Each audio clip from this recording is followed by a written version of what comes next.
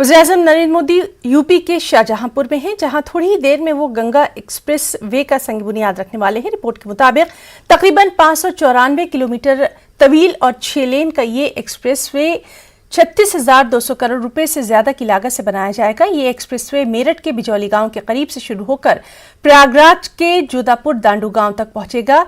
ये एक्सप्रेसवे मेरठ, हापुड़, बुलंदशहर और अमरोहा से होकर गुजरेगा। वहीं ये एक्सप्रेसवे प्रतापगढ़ से होते हुए संभल, बदायूं, शाहजहांपुर, हरदोई, उन्नाव, रायबरेली से होते हुए प्रयागराज पहुंचेगा। ये बराह रास्त तस्वीर हम आपको दिखा रहे हैं, जहां वज़ीर-ए-आज़म नरेंद्र मोदी इस वक्त खिताब कर रहे हैं।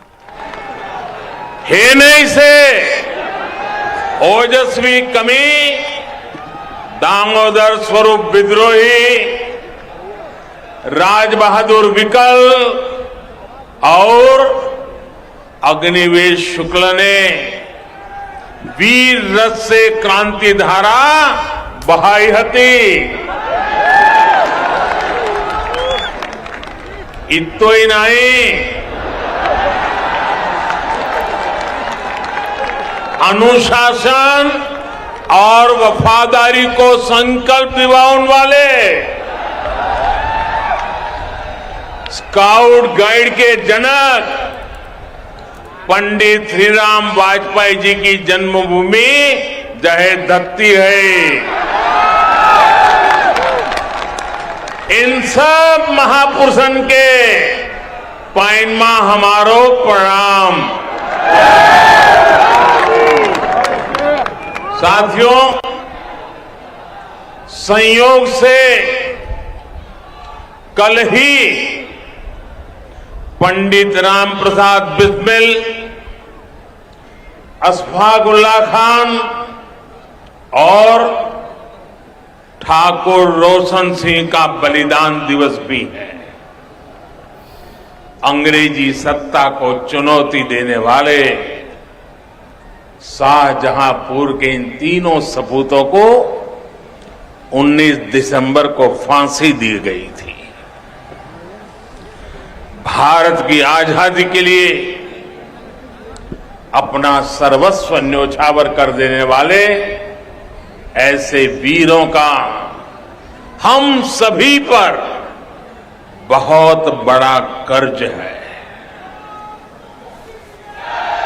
ये कर्ज हम कभी चुका नहीं सकते, लेकिन देश के विकास के लिए दिन रात मेहनत करके जिस भारत का हमारे स्वातंत्र सेनानियों ने सपना देखा था, उस भारत का निर्माण करके हम उन्हें सच्ची कार्यांजलि दे सकते हैं। आज शाहजहांपुर में ऐसा ही पुण्य अवसर है, ऐतिहासिक अवसर है। आज उत्तर प्रदेश के सबसे बड़े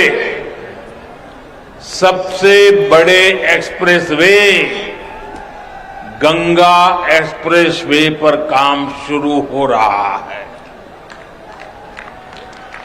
रामचरितमानस में कहा गया है, गंग सकल मुद मंगल मूला, सब सुख करनी हरनी सब सुला। यानी मां गंगा सारे मंगलों की, सारी उन्नति प्रगति की स्रोत है। मां गंगा सारे सुख देती है और सारी पीड़ा हर लेती है। ऐसे ही गंगा एक्सप्रेसवे भी यूपी की प्रगति के नए द्वार खोलेगा। मैं आज मेरठ, हापुड़, बुलंदशहर, अमरोहा, संभल, बदायूं, शाहजहांपुर, हरदोई, उन्नाव, रायबरेली, प्रतापगढ़ और प्रयागराज के एक एक नागरिक को, सब लोगों को विशेष बधाई देता हूं। करीब 600 किलोमीटर के इस एक्सप्रेसवे पर 36,000 करोड़ रुपए से अधिक खर्च किए जाएंगे। ये गंगा एक्सप्रेसवे अपने साथ इस क्षेत्र में नए उद्योग लाएगा, अनेक रोजगार, हजारों नौजवान के लिए अनेक नए अवसर लाएगा। साथियों, उत्तर प्रदेश आबादी के साथ ही क्षेत्र के मामले में भी उतना ही बड़ा है। एक छोर से दूसरा छोर करीब करीब 1000 किलोमीटर का है। इतने बड़े यूपी को चलाने के लिए जिस दमखम की जरूरत है,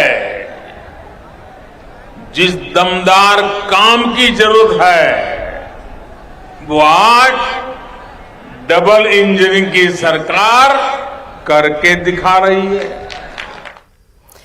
तो शाहजहांपुर में पीएम मोदी खिताब करते हुए जहां उन्होंने गंगा एक्सप्रेसवे का संग बुनियाद रखा और सबसे अहम यह है कि ये इतना लंबा है कि ये पूरे यूपी को जोड़ेगा। एक और खबर, उत्तर प्रदेश के मऊ और मैनपुरी के साथ साथ कई मुकामात पर इनकम टैक्स ने छापेमारी की है। मऊ में समाजवादी पार्टी के कौमी सेक्रेटरी राजीव राय की रिहाइशगाह पर अचानक इनकम टैक्स महकमे ने छापेमारी की। राजीव राय के मुताबिक वो अपने घर पर सो रहे थे कि अचानक पुलिस उनके कमरे में दाखिल हो गई। एसपी तर्जमान अनुराग भदौरिया ने इस मौके पर कहा कि बीजेपी इक़्तिदार वाली यूपी हुकूमत इक़्तिदार का गलत इस्तेमाल कर रही है। उन्होंने कहा कि चाहे जितना भी इक़्तिदार का गलत इस्तेमाल कर ले, अवाम ने मन बना लिया है कि वो बीजेपी को हराएगी।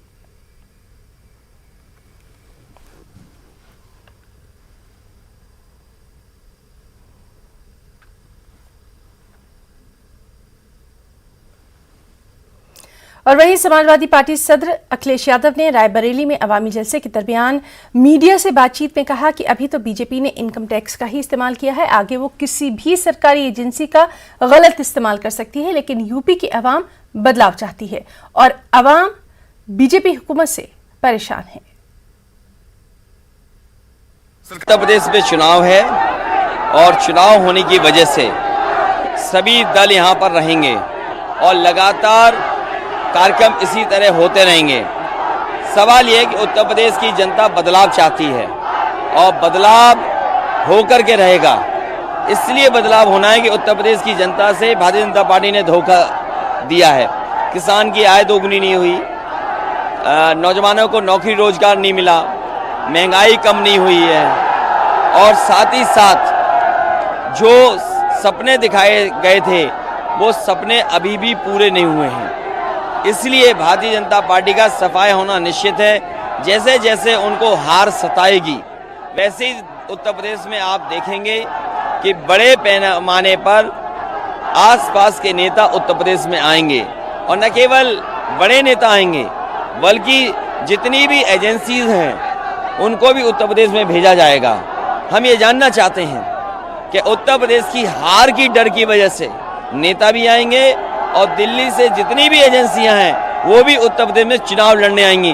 क्या इनकम टैक्स डिपार्टमेंट, क्या सीबीआई, ईडी, ये बहुत पुराने हथकंडे हैं। ये पहले हथकंडे कांग्रेस अपनाती थी, आज बीजेपी अपना रही है। ये जनता उत्तर प्रदेश की जानती है कि किस तरीके से अपने हार के डर से इन एजेंसियों को उत्तर प्रदेश में भेजा गया है। किसान लीडर गुरनाम सिंह ने आज एक नई सियासी पार्टी का ऐलान कर दिया। उन्होंने प्रेस कॉन्फ्रेंस करके अपनी पार्टी के नाम का ऐलान किया। संयुक्त संघर्ष पार्टी के नाम का ऐलान करते हुए किसान लीडर गुरनाम सिंह ने बीजेपी को तनकीद का निशाना बनाया और कहा कि सियासत आलूदा हो चुकी है, इसे तब्दील करने की जरूरत है। सरमायादारी को फरोग देने वाले पॉलिसी साज सरमायादारों के हक में पॉलिसियां बना रहे हैं। आम आदमी और गरीब शख्स के लिए कुछ भी नहीं किया जाता, लिहाजा हम अपनी नई पार्टी संयुक्त संघर्ष पार्टी की शुरुआत कर रहे हैं।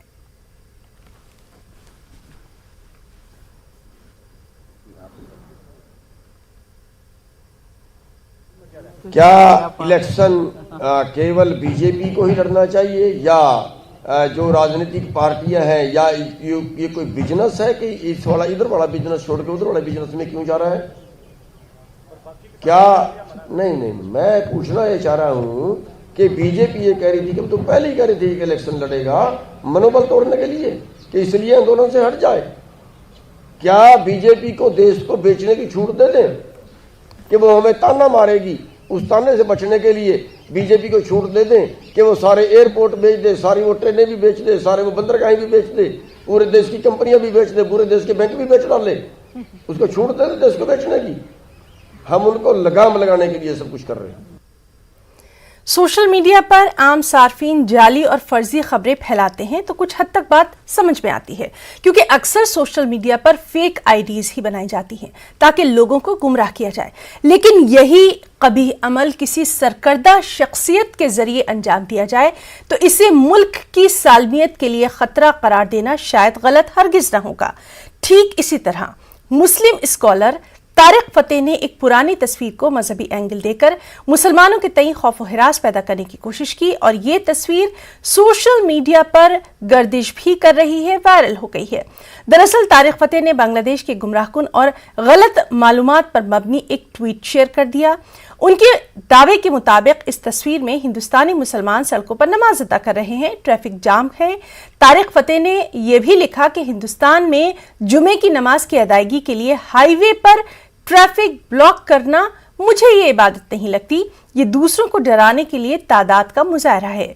उनसे मखसूस नमाज की जगहों पर जाने के लिए कहने की किसी भी कोशिश पर इम्तियाजी सलूक का लेबल लगाया जाएगा। वाज़ेह है कि चंद रिपोर्ट्स के मुताबिक ये तस्वीर बांग्लादेश की है, न कि भारत की।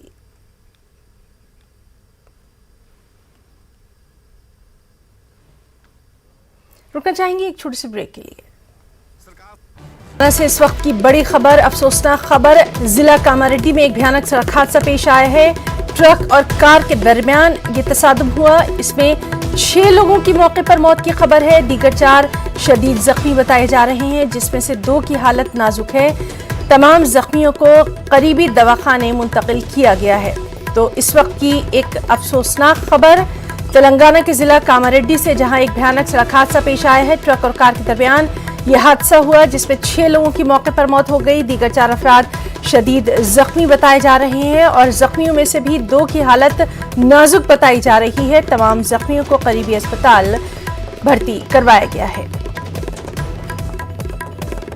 तो हादसा कैसे हुआ और बाकी जो जख्मी हैं उनकी हालत अभी क्या है, इस पर भी लगातार नजर बनी हुई है।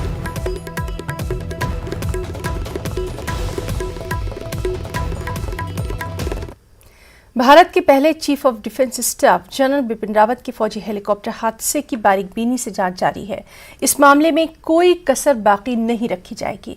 Air chief marshal VR Chaudhari ने अपने दौरे हैदराबाद के मौके पर ये अहम बात कही।